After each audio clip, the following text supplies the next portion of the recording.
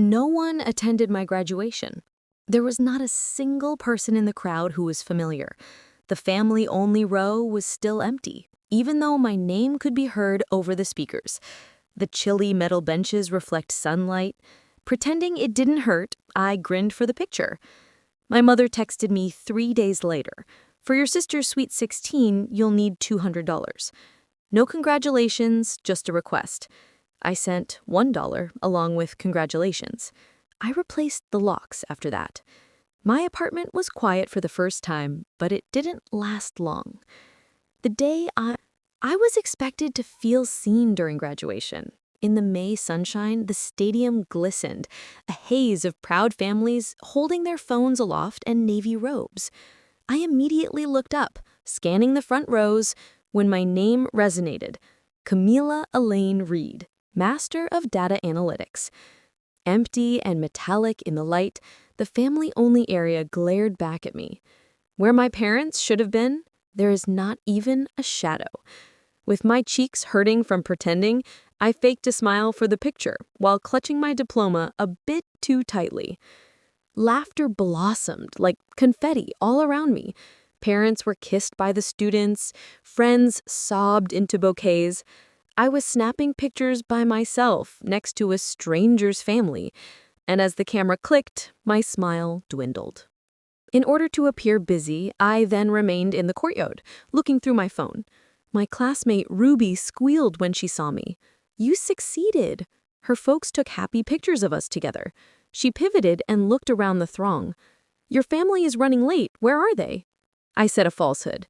The deception was simple. Years of experience. When I arrived at the sky was glowing yellow in the parking lot. Above automobile roofs, balloons drifted. Children yelling and blaring their horns. I observed it all from behind the wheel of my beat-up Civic. I briefly pictured them approaching me, Dad holding the bouquet, Mom waving Avery in her sparkly sneakers, then the sound of engines starting drowned out the image. In actuality, I shouldn't have been surprised. My parents also did not attend my college graduation. Mom mentioned that Avery had finals at the time. Even Dad didn't call. For some reason, it was always a less important, more glamorous priority. I had worked 2 jobs, sent money home, and said yes to every request during my adolescent years in an attempt to earn affection like it was a scholarship. I served caramel macchiatos to lawyers and nurses at dawn when I was 16 years old while wearing a brown Starbucks apron. "Thanks, honey. Avery needs piano lessons." Or, "She has a field trip, just a little extra."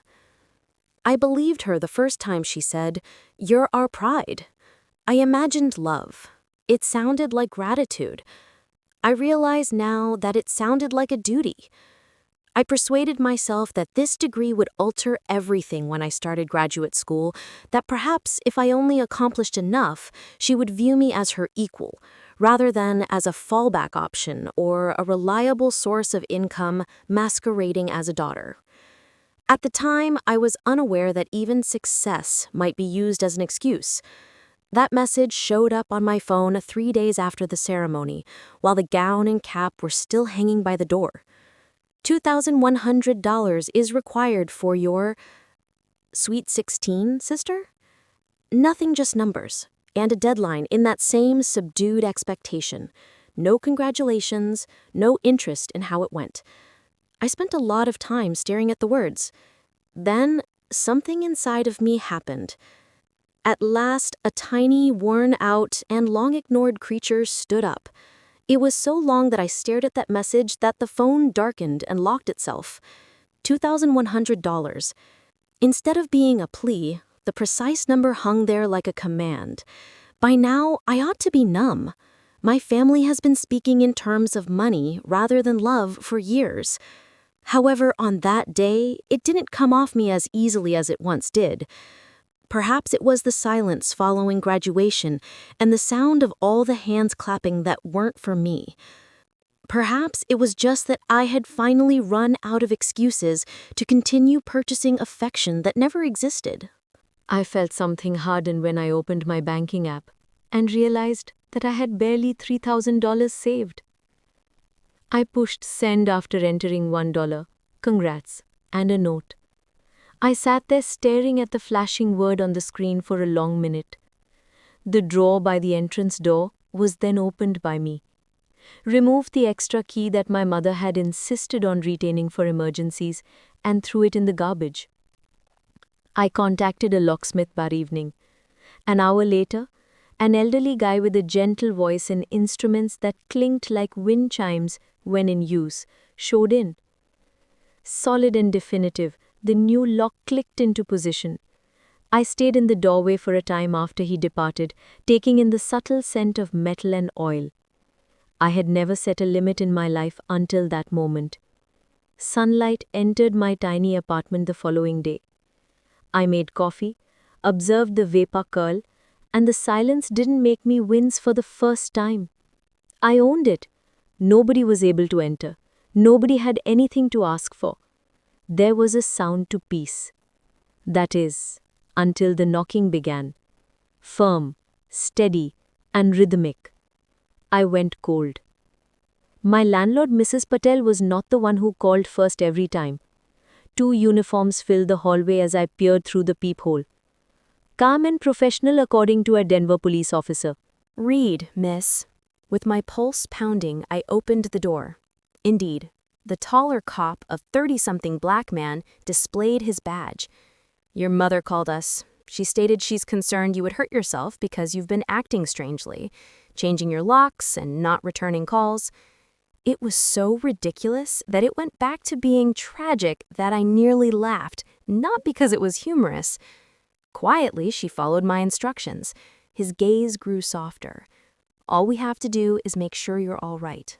Do you mind if we intervene? I opened the door for them. The flat was immaculate. There was a coffee mug on the table and my laptop with my project open. Framed diploma on the wall, I pointed around. Do you think I appear unstable? There was almost a smirk on the officer's lips. Ma'am, not even close. He inquired about the work-stressed family a few times. I gave an honest response. Recently completed graduate school. Completing applications for jobs. No health problems, just limits. He gave a nod. You can use this visit as a reference if your mother calls again, but we'll file the report as no concern.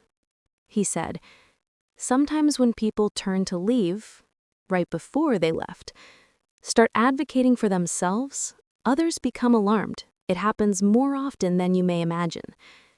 I leaned against the door as it closed, trembling with rage rather than fear. My mom hadn't just gone too far. On it, she had declared war. I sat on the couch that evening.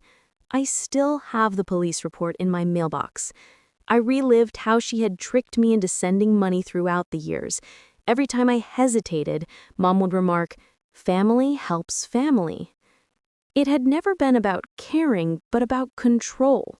I was still unaware of her actions, only that there was no limit to what could happen if she was prepared to humiliate me with the help of the cops.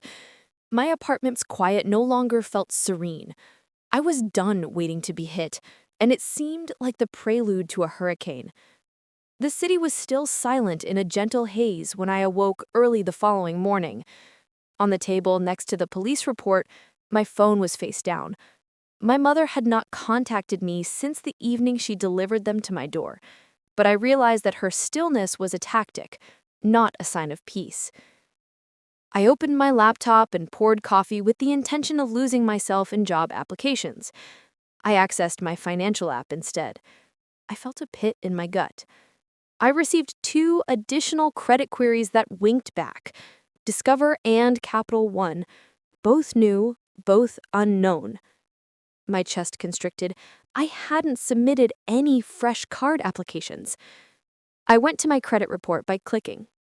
In my name, 2 accounts had been opened. My address and social security number, but not this address. My folks' Littleton home. I went cold. Already, the balances were rising. Thousands were spent. I then noticed the transactions.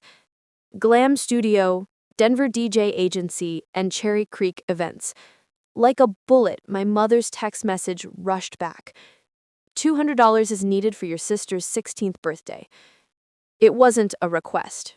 It was prearranged. With a firm but trembling voice, I dialed the number on the statement. Camila Reed is this person. I have to report identity theft. After confirming my details, the woman on the telephone hesitated and said, "This account was opened in person at our Littleton branch last month. Co-licensant Linda M. Reed." There was a brief pause. The ticking of the clock, the hum of the refrigerator, and even my own breath. "Ma'am?" she said cautiously. I sat there looking at the screen after the call finished. "We'll flag this for fraud investigation. You'll receive forms to complete within 24 hours. Everything was there.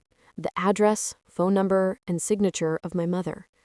She hadn't just taken advantage of me. To get it, she would be comin' to me. I turned on my voice recorder. I was able to lawfully record our subsequent call in Colorado because of one-party permission.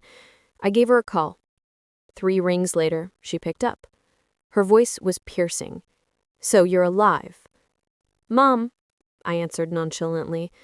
She made a false, rehearsed laugh and said, "I found 2 credit cards under my name, both using your address. Do you want to explain that?" "That I was assisting you in establishing credit. I saw. You ought to feel thankful." "By covering Avery's 16th birthday." "Give up dramatizing. The money belongs to the family. We own what is yours." "No," I answered quietly. "What belongs to me is mine, and what belongs to you is being looked at." Immediately there was a deep, startled quiet on the line. Then she heard herself take a rapid breath. "You wouldn't risk it." "I've already done so." I hung up, saved the tape, and gave it a boundary label. May 17th, 2025. The new lock on the door and the margins in my diploma were caught in the morning light that streamed across the floor outside. 2 fragments of evidence that I had earned everything by myself, and at last I was defending it. The quiet in my flat seemed overpowering for the first time. It was no longer the prelude to a storm. I was ultimately the one with the thunder. And it was the storm. Halfway between their home and my tranquility, I met them at a cafe in Highlands Ranch. It was the kind of setting I needed. Public silence that was impossible to yell in, with broken leather booths and coffee that never tasted fresh. They showed up 15 minutes late. Initially, my mother wore sunglasses like armor and a flowered outfit. My dad was smaller than I remembered, and he trailed behind. Avery's thumbs were flying as she followed the phone. The golden kid never raised his head. As she slid into the booth across from me, Camilla's mother exclaimed abruptly, "We drove all the way here for dinner because of you." "We're not eating," I said. My voice surprised me steady, chilly. "We're talking." The waitress came by, poured coffee, and disappeared. I crossed the table and slid a brown folder. My name was used to open 2 credit cards, Discover and Capital One. Both were connected to your address, both for Avery's 16th birthday. Mom's grin hardly moved. "Oh, that! Honey, I did it for you. You need credit history. I was helping." "Helping?" I replied quietly. "You forged my signature." She dismissively waved her hand. "Don't make this dramatic. It's family. You've always been so ungrateful. Do you think the world doesn't know who paid for your education?" I chuckled with a harsh laugh that turned the diners' heads. "You mean me? I paid for it with every check, every double shift, and every loan you told me to take while you used my college fund for Avery's prom dress." Avery moaned, "Here we go again." I turned to face her, saying, "Enough. You don't talk to your sister that way." "I didn't steal from you, Camila. That silver dress you wore for your party, you danced in it on a card opened in my name. Enjoy the spotlight." Her eyes darted away. Mom said, "You agreed." Dad finally said in a quiet voice, "Sweetheart, your mother just got carried away. Let's not blow this up. We can fix it privately." I pushed the folder closer. "There's no fixing it privately. The bank already knows. There's an open investigation. Mom's eyes went completely white. You used my identity? Quieter now. You called the police on me because I changed my locks. You tried to paint me unstable so you could keep control. That ends today. You'll regret this, she muttered. Did what? I reported. The fraud. The accounts are frozen. The bank has your signature, your phone number, and your address. You'll be hearing from them soon. The ensuing quiet was so thick that it was tasteful, and even the diner hum dimmed as if the air itself was listening. No, Mom, I exclaimed as I stood up. You're destroying this family over a misunderstanding. As soon as you decided my name was more valuable to you than my love, you ruined it. I left the... Before she could respond, I paid for my coffee with cash on the table and left. The air outside smelled like rain. For a long time, I sat in my car and gazed at my image in the rearview mirror. Despite my trembling hands, I felt a light, almost hollow chest that could fill with peace. Cherry Creek glistened in silver and purple that evening. Avery's Sweet 16's big night. I didn't have to be invited, but I wasn't. I was already aware of how it would conclude. It was 8:45 p.m. when my phone rang. Not sure. Number, I replied. Ms. Reed, a clear female voice, said, This is Lauren Stein, legal representative for Capital One in Colorado. I'm calling to inform you the bank has escalated your fraud report. Our internal team has coordinated with local law enforcement to verify transactions tonight at Cherry Creek events. You're not required to attend, but we wanted you notified. My throat began to tighten. Police are being sent to the location? Indeed, ma'am. Standard practice. We'll record and verify the fees.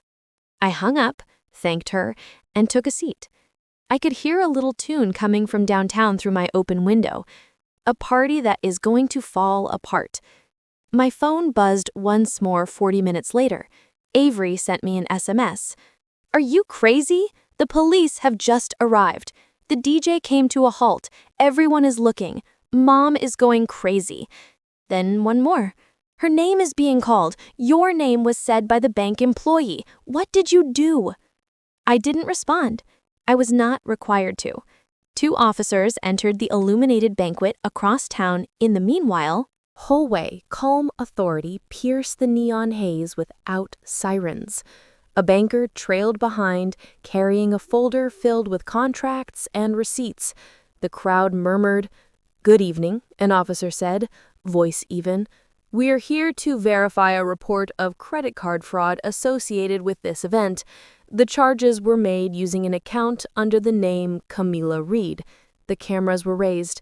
The color left my mother's face as she froze close to the cake table.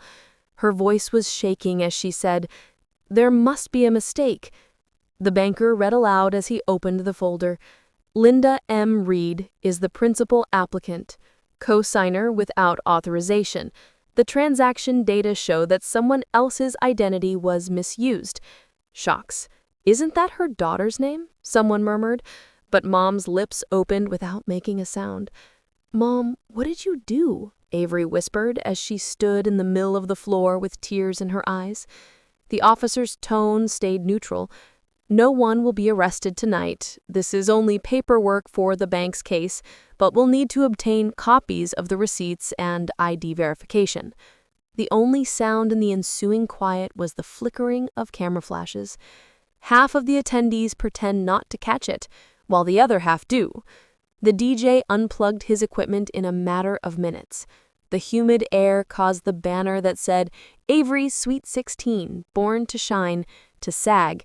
Slow waves of pity and murmurs filled the room. When my mother went outdoors, the rain had started to fall, gently and tenacious. I watched lightning pulsing over the city from the window of my flat. I didn't grin. I didn't applaud. I simply allowed the silence to envelop me, the quiet, unwavering sound of justice. For years, I believed that being silent was a sign of weakness. I knew it was triumph that evening. The storm passed 3 days later, but the debris remained. The Capital One fraud inquiry was resolved according to an email that was received. Linda M. Reed, the principal petitioner, has agreed to reimburse $8 after acknowledging improper use. For $12 in full. Just one sentence.